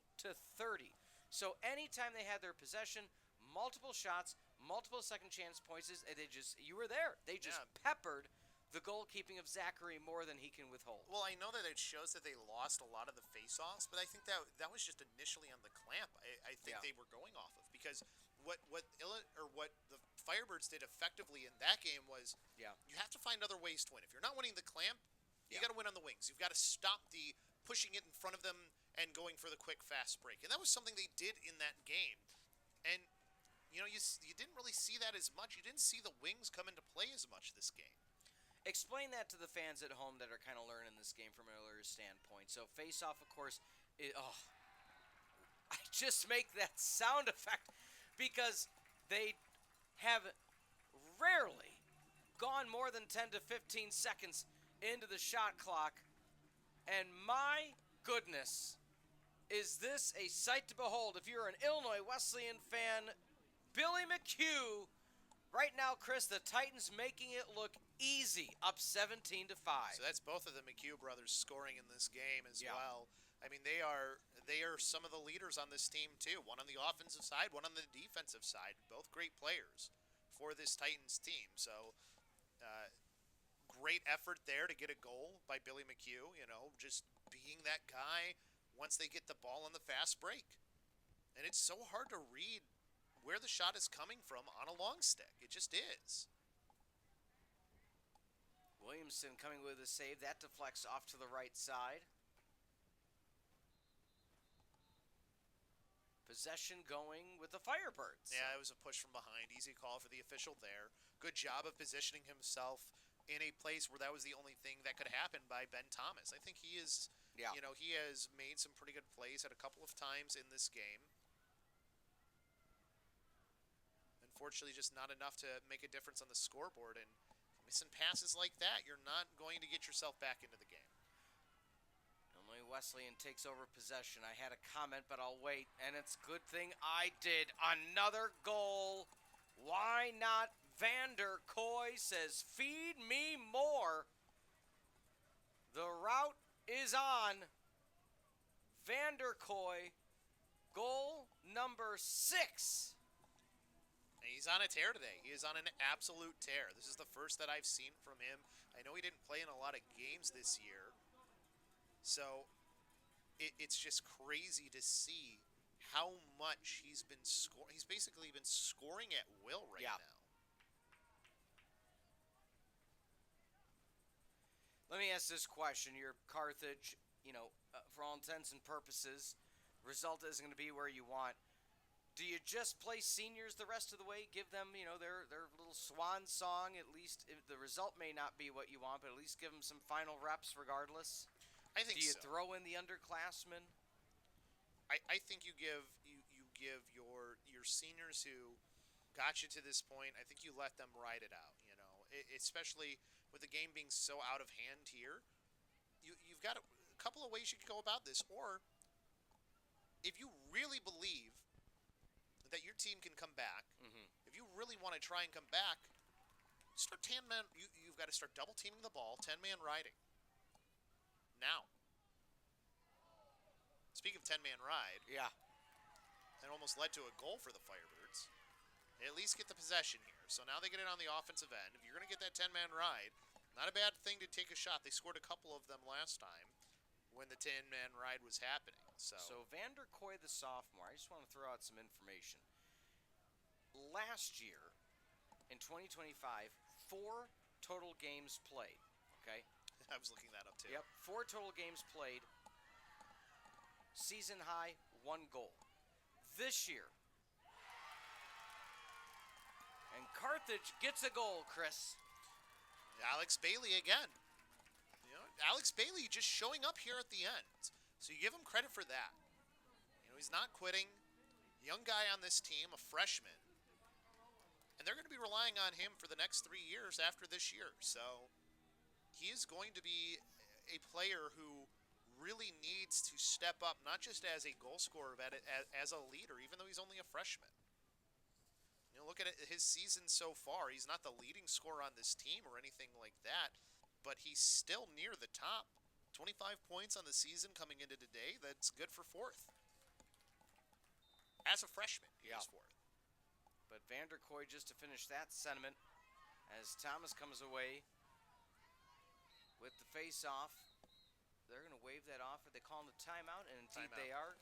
Chris, while we have a moment, let's thank one of our sponsors here, Culver's. You and I like talking about what food you might pick up on the way home. Culver's is a great option. Attention Firebird fans. At every Carthage Athletic home event, you have the opportunity to win free Culver's coupons. You could walk away with a tasty treat like free cheese curds or a scoop of delicious custard. Please note that these coupons are only valid at Culver's locations in Kenosha. Don't miss your chance to score big and on and off the field. Back to the game at hand, 18-6. Vander Koy, 4 games as a freshman, 4 as a sophomore. Chris, you're going to have to make some phone calls with your connections over at Illinois Wesleyan just to see what the Vander Koy story is. Was it injuries that kept him out for everything but 4 games of both seasons so far? But my goodness, he had 2 goals against Augustana on the road 7 days ago. And he's put on an absolute clinic here today. And I think it's been a lot of just being beneficiary for what everyone is creating around him. Like, he hasn't had to create a lot for his shots. He's just positioning himself smartly in the flow of their offense in areas where you can score. And he's a big frame, a big body. He's easy to spot, especially when you think about how many of his goals have come from them having a player at X dodging or doing something at X and then finding him in the crease for that easy opportunity, or dodging from the side, doing the same thing. It's been a lot of stuff like that, or allowing him from the outside to shoot. It hasn't been like him creating from X or from the side. But those players are important in an offense too. Yeah. So you need guys who can play that role, and sometimes you score a lot of goals doing that. 18-6 your score here on the CCIW network. again, Bailey there, just anywhere, just trying to get a little more out of the body of the goalie. He just stepped in afterwards because his momentum was carrying him there anyways. 16-4 is the Elmhurst score over North Central. So, Chris, for all intents and purposes, in both contests, we are 9 minutes away from Illinois Wesleyan at Elmhurst for the CCIW Championships this weekend. Not necessarily surprised with that North Central game, but I think there's going to be a lot of people saying to themselves, my goodness, what a turn of events for the Firebirds hosting this game. Some may have felt they, didn't feel they'd get to this point.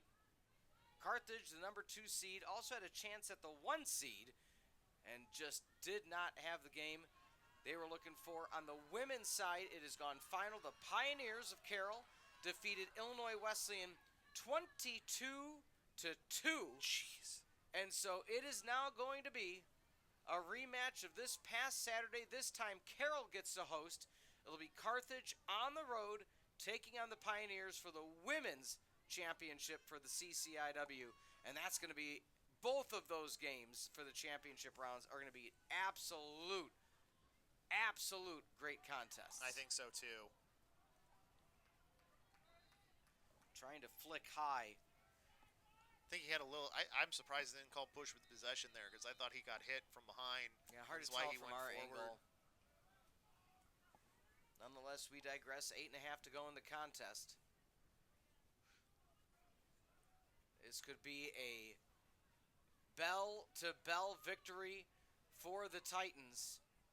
And just what the doctor ordered. Again, Chris, you've said throughout your playing and coaching career, it's not how you start your season, it's how you end your season. Yep, absolutely. And yeah, you didn't have 2 out of your past 3 games the results you want, but if you're this hot right now, I have seen Elmhurst, I've seen what they've been able to do against this very Carthage squad.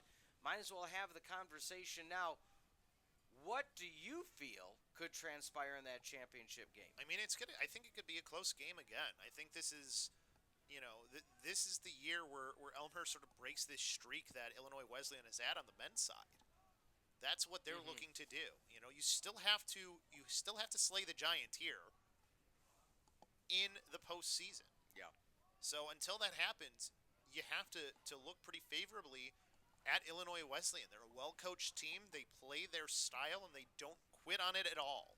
And that's exactly what they've done today. They're getting revenge. They haven't finished yet. Yeah. But they're getting revenge on one of those 2 teams that they lost to in conference play, something that they're not used to doing. They're used to winning a lot of their conference games.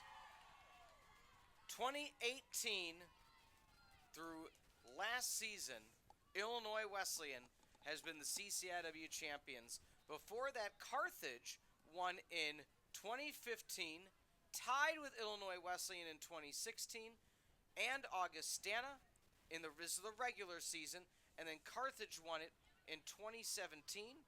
In terms of the tournament itself, it is, once again, you can put the pieces together, my friends.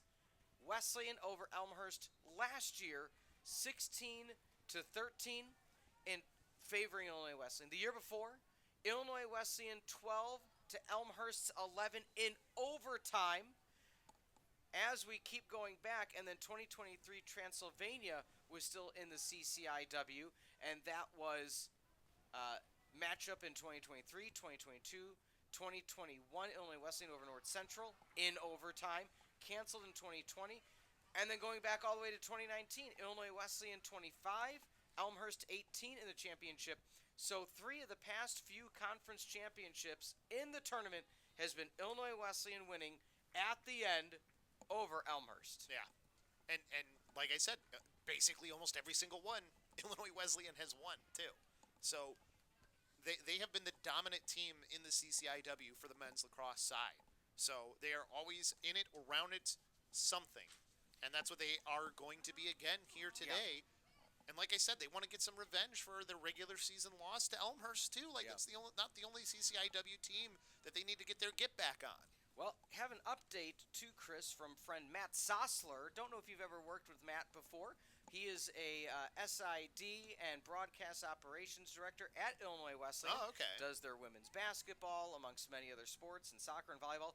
Just chimed in to give us a statistical update, and he said Vanderkoy returned from an injury this year, which is why he missed the end of last year and the beginning of this year from an injury, and that's why we are just seeing the first 4 games of last year, the last 4 games of this year, and then also he was in the pecking order, you could say, behind Ike Eastburn in the lineup last year.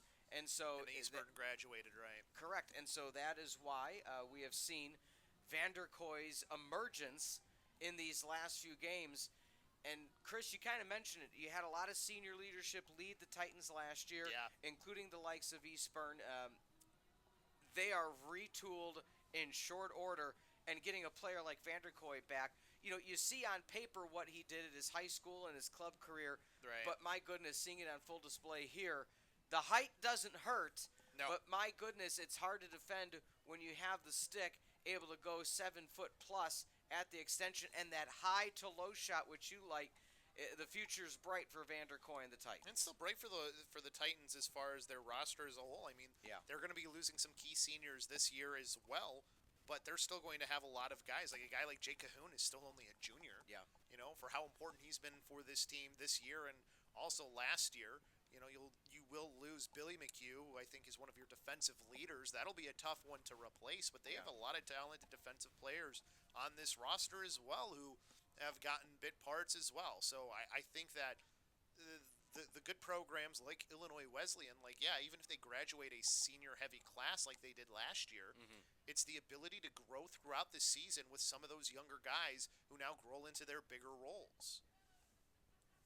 18-6, your score. Thank you for being with us. And I mean that's the thing too for the Firebirds. This is a learning experience as well for a lot of the guys on their team.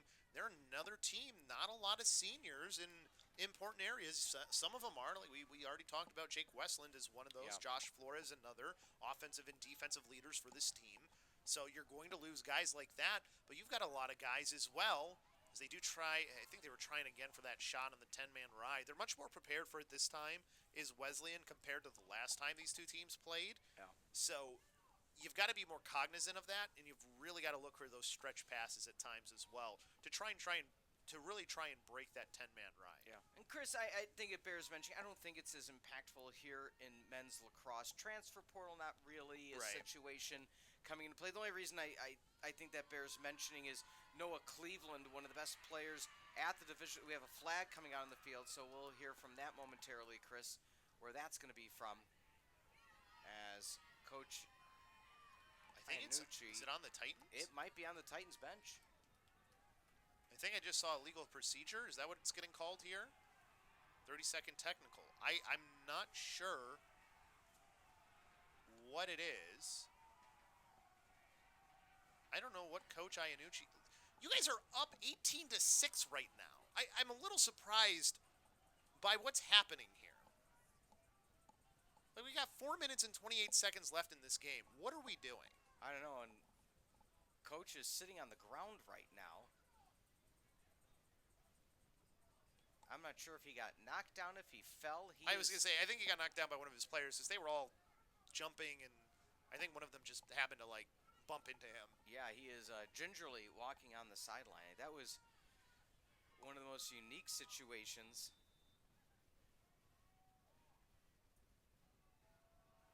Well, I don't think that, actually, I think that was one of the assistant coaches. That's not Coach Okay, Iannucci. sorry. Yeah.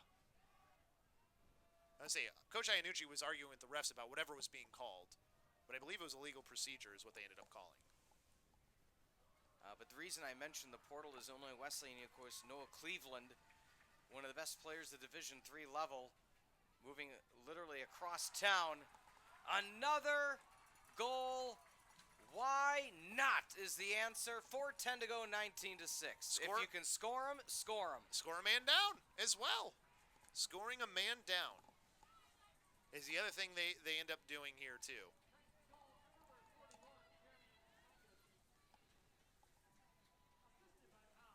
Yeah, that might be assistant coach Jameson. That was... Yeah, it was one of their assistant coaches, I think, that ended up getting knocked to the turf, and I think it was just those guys. I mean, I don't know why the players were they were jumping up and down there, and I think they just, like I said, they are. That has to be a fun sideline to be on. Oh, you've been there, Chris. I mean, if your sideline is backing up the players on the field that much, it's something to behold.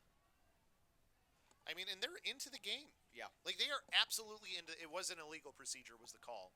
So I think it was probably on Coach Iannucci.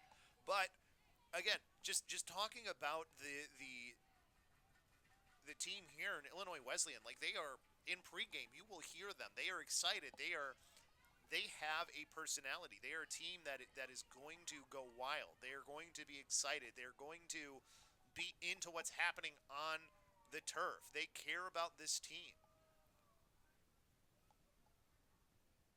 It's hard to put into words, Chris, when there is not the expectation of this type of blowout that it would continue on as such. And Williamson, you've said it before, we'll say it again, for all the shots he has faced today, he has faced 57 shots, Chris. That's crazy. I to mean, 29. Hey, that's. I mean, the fact that they've gotten up to 29 now is actually more than I thought that the Firebirds would have in this game with how it started in that first half. So the matchup, 3:07 away from Illinois Wesleyan, the 3 seed, heading to Elmhurst, Illinois to take on the Blue Jays. Can they take out both species of birds on their way to another CCIW championship? Grounder Williamson with another save. And give credit where it's due. Williamson has not let up a single bit. Nope, he has been playing the way that he has all season long. I think he's done a great job. By the way, I wanted to point out as well, I got a text from streaming coordinator for Illinois Wesleyan and Tyler Wilson. He was letting me know about Vanderkoy and his. I didn't see that you saw your text before I saw mine. But glad to have the help from our friends over at Illinois Wesleyan on giving us that information. On the sprint, go the Birds. 4-on-3, deciding to just pull the trigger from it was like 30 yards way downtown was Alex Moore. At this point, you kind of say, well, why not? But I'm okay with doing it. Yeah. 10 yards later. Okay. But point being, as trying to matriculate in for another shot is Illinois Wesleyan. Wasn't quite sure who took that. But, Chris, let me ask this question. Illinois Wesleyan, a much larger team. I mean, for all intents and purposes, they have 50-plus players on the roster. What does it mean to have that many more players? A lot of inter-team scrimmaging, a lot of depth.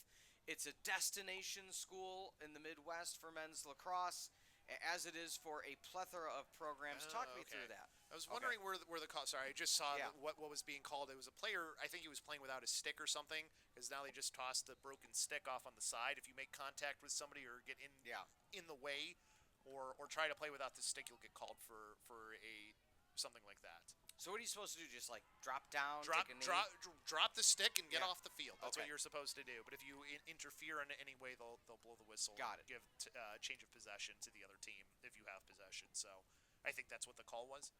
70 seconds to go for the Titans. So just back to that depth scenario, Chris. I mean, if you're able to, that shows you how great of recruiting that they do over at Illinois Wesleyan. And you said it's a destination school in the Midwest for lacrosse. I mean, it's also a good program. I think they have some pretty good facilities. They're a good school to go to as well, right? Academically too. So if you can get in, it's not a bad place to go, depending on what program you're doing. Just sort of like what's offered here at Carthage. Okay. I mean, they're very similar in that sense. Just one's in Illinois, one's in Wisconsin. Their women's lacrosse program on the rise. Their men's volleyball program on the rise. Women's volleyball, always a solid squad. Men's and women's basketball, always top of the conference. Softball.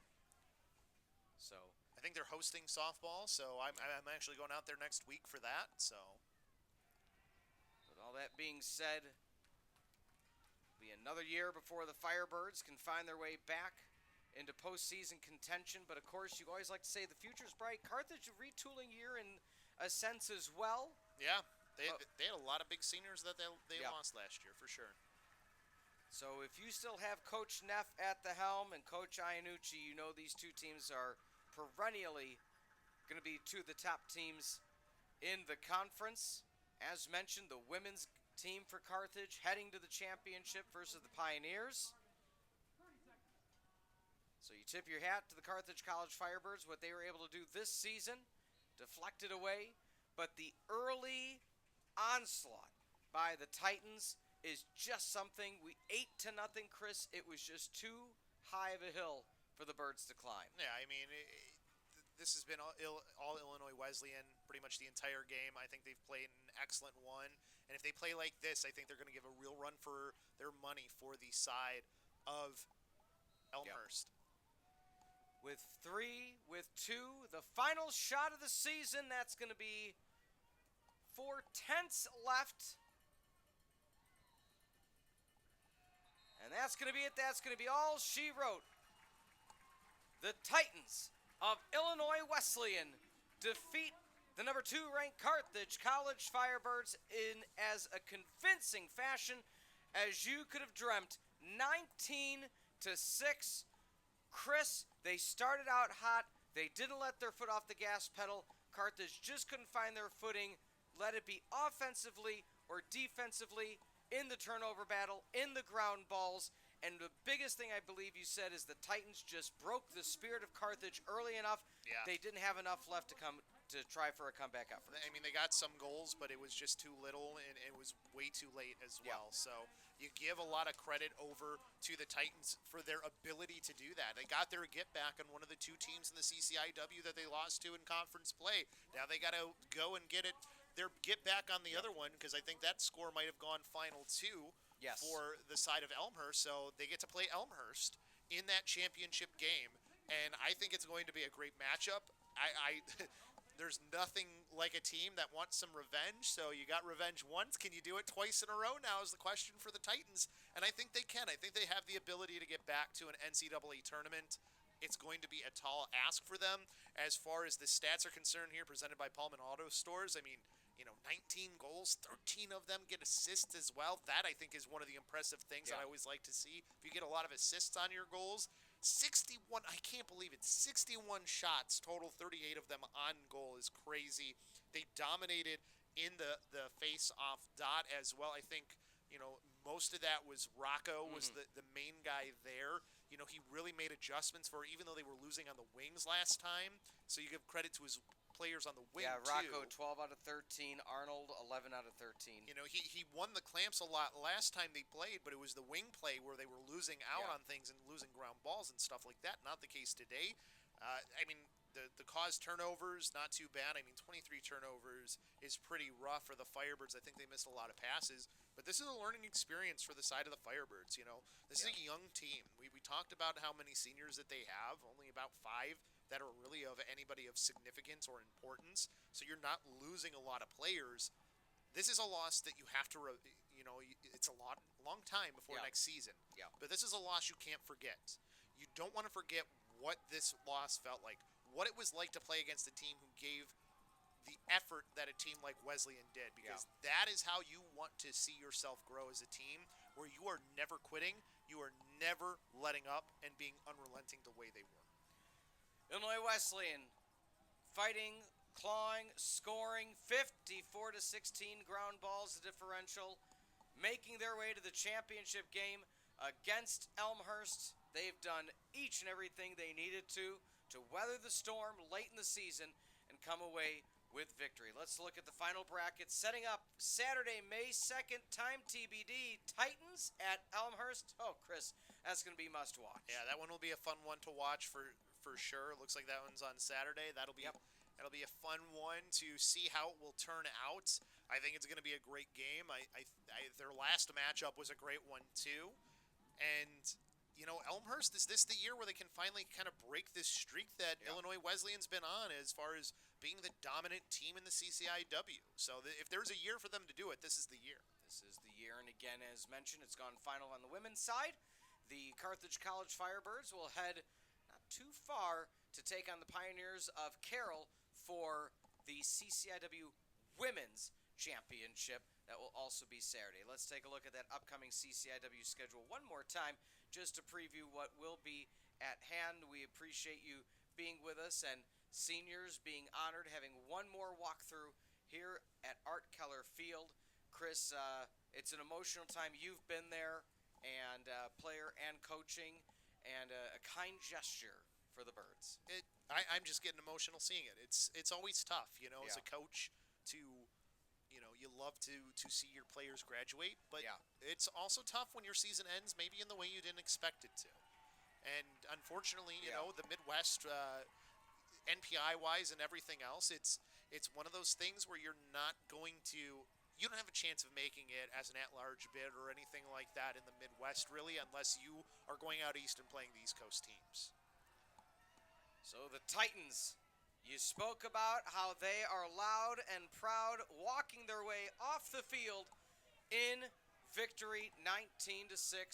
Chris, it's been a pleasure to work with you this year. So with these results, of course, means it is the end of another year. For executive producer emeritus Mike Love, producers Luke Scully and John Voinovich, as well as Addison directing, Riley on graphics, Luke and Jeremy on camera, a fully student-produced broadcast here at Carthage College. One more time, this program has been a presentation of Firebird Broadcast Productions at Carthage College, copyright 2026.